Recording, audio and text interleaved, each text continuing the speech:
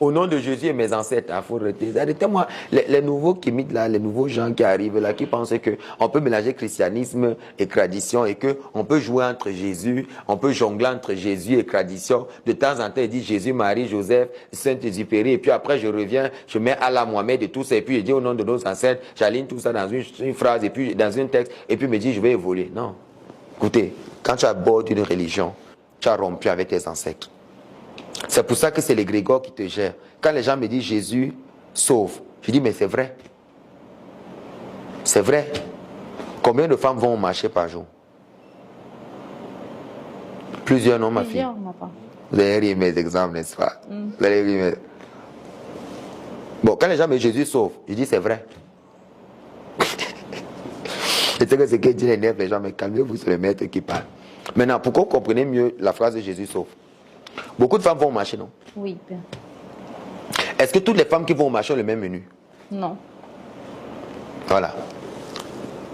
Imaginons qu'il y ait 20 femmes au marché et qu'il y ait 20 vendeuses.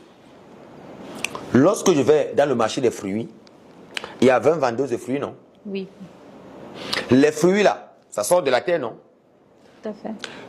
Chaque femme qui achète des fruits, est-ce que c'est pour faire les mêmes jus? Non. Chaque fruit qu'on achète va dans chaque panier, non?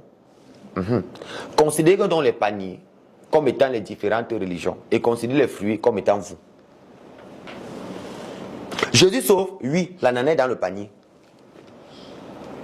Mais qu'est-ce que l'ananas là va aller faire? Qu'est-ce qu'on va aller faire l'ananas là après? C'est ce que toi tu ne sais pas. Non, on ne sait pas justement. L'ananas à l'aise. L'ananas à l'aise dans le panier confortable. L'ananas se moque même des autres. Parce qu'eux, on les a emballés dans le sac, dans le filet. Moi, on ne sait pas que peut-être ceux qu'on a emballés dans le filet vont dans une industrie qui transforme les fruits pour les embouteiller bien. Peut-être ceux-ci là qu'on a mis dans le panier là, on va les mettre que ça même pourri même.